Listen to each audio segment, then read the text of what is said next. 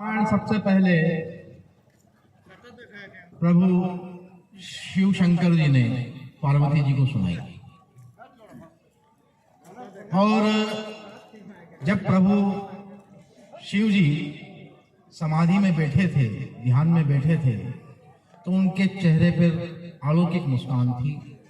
तो पार्वती जी ने पूछा कि प्रभु आप तो त्रिलोक के स्वामी हैं, किसका ध्यान करते हैं? तब शंकर जी ने बोला कि मैं प्रभु श्री राम का ध्यान करता हूं।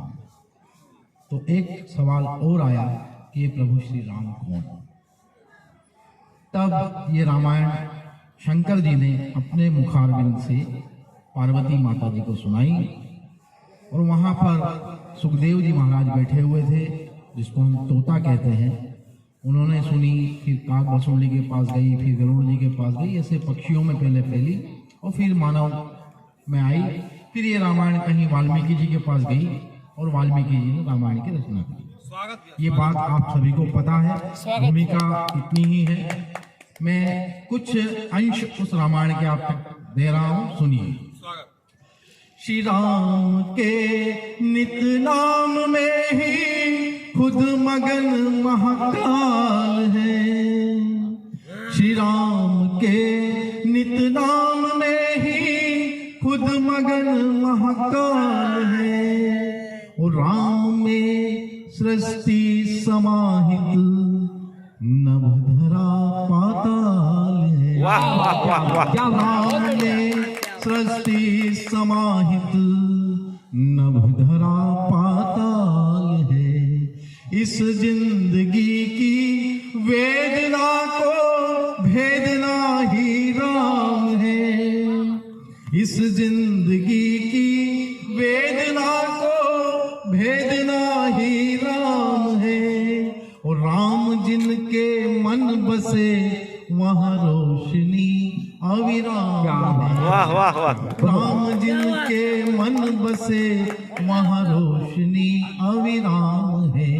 तो चर अचर सब संपदा कि चर अचर सब संपदा के स्वामी राजा राम है। चर अचर सब संपदा के स्वामी राजा राम है। और राम के हम सब अधीन हैं, सबका धन ही राम। वाह क्या राम के हम सब अधीन हैं, सबका धन ही राम है। राम के गुणगान की, राम के गुणगान की महिमा अनादि काल है। श्री राम के गुणगान की महिमा अनादि काल है। तेरे वे पत्थर भी जिन पर लिख दिया श्री राम।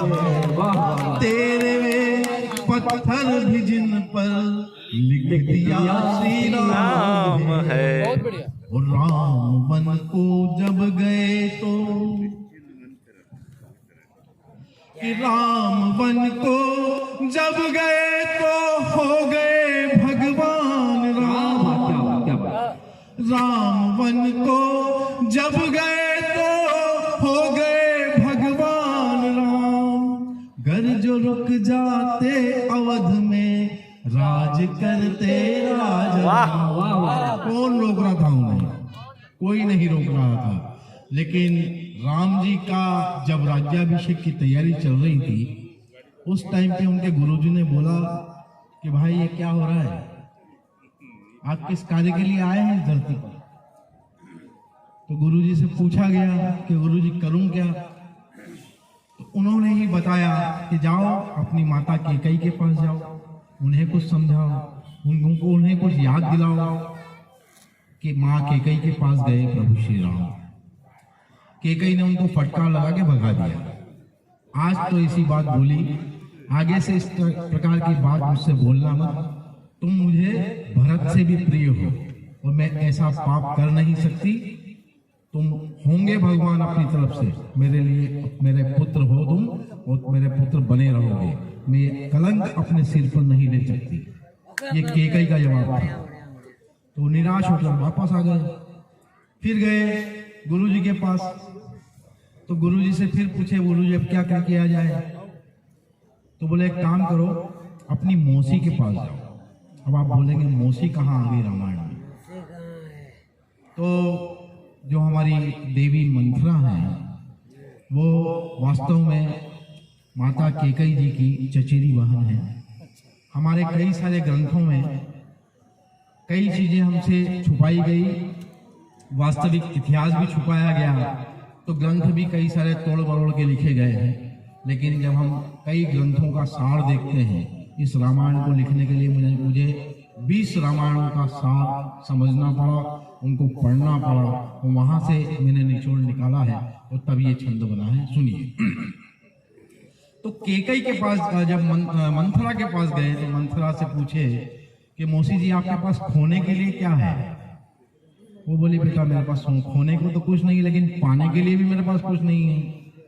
बोले नहीं, आपके पास पाने को बहुत कुछ है, आपको मोक्ष मिलेगा, और जब जब इस धरती पर मेरा नाम लिया जाएगा तब तब आपको याद किया जाएगा। आज इस मंच पर खड़ा होकर के अगर मैं मंथरा की बात कर रहा हूँ तो ये वही घटना है। बिल्कुल बिल्कुल, वाह।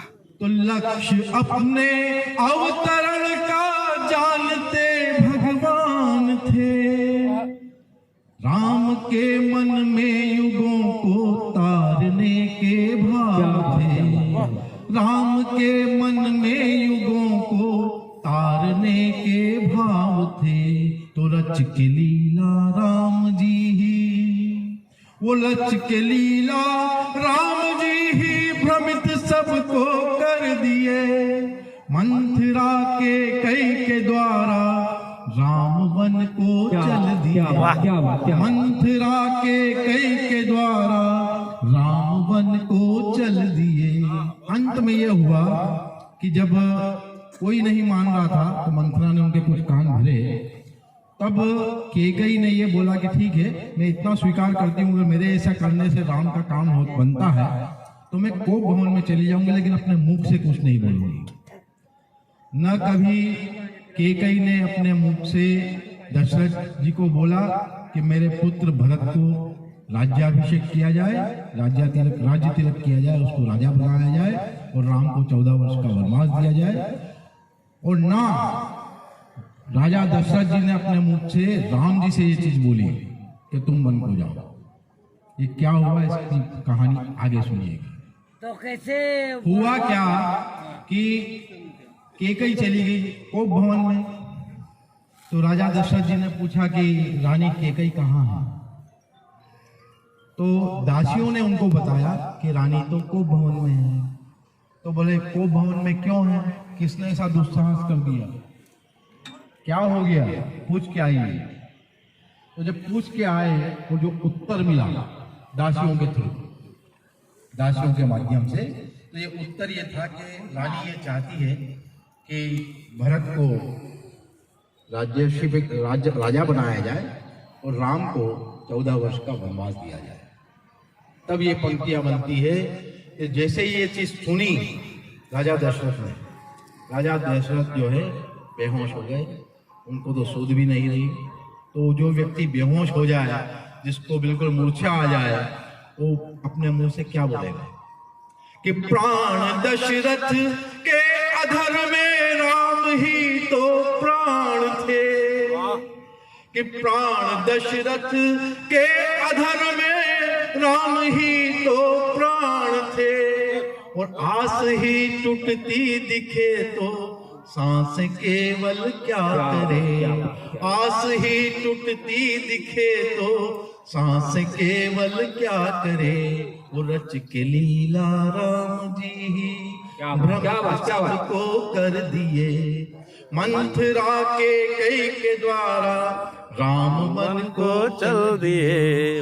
मुस्कुरा कर अविलंबित चल पड़े उस काम को, मुस्कुरा कर अविलंबित चल पड़े उस काम को, जिसकी थी उनको प्रतीक्षा करने युग निर्माण को, जिसकी थी उनको प्रतीक्षा करने युग निर्माण को।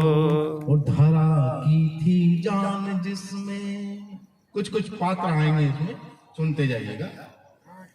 कि धरा की थी जान जिसमें जानकी वो राम की, धरा की थी जान जिसमें जानकी वो राम की। और जानते थे शेष लक्ष्मण, जानते थे शेष लक्ष्मण सेवा सिया राम की। जानते थे शेष लक्ष्मण सेवा सिया राम की। धरा की थी जान जिसमें जानकी वो राम की, धरा की थी जान जिसमें जानकी वो राम की। और जानते थे शेष लक्ष्मण सेवा सिया राम की। बहुत बढ़िया, ये आनंद से सुन रहे हैं, बहुत आनंद में है। आनंद में ही रहना है हमेशा, ठीक है, लेकिन वो आनंद नहीं, ये आनंद में रहना, परमानंद में, परमानंद में रहो, वो आनंद कुछ नहीं। अब उधर से क्या हुआ कि भरत महाराज आए, वो अपने ननिहाल गए थे। क्या ऐसा संभव है कि हमारे घर में छोटा सा कोई अनुष्ठान हो, इवन हमारे बच्चों का अगर जन्मदिन भी हो, तो हम यहाँ से शायद रायगढ़ भी नहीं जाएंगे, आज तो बेटे का बर्थडे है, कल जाएंगे, रायपुर बिलासपुर जाने की तो बहुत दूर की बात है। लेकिन भैया अपने भी भाई का राज्याभिषेक की तैयारी चल रही हो,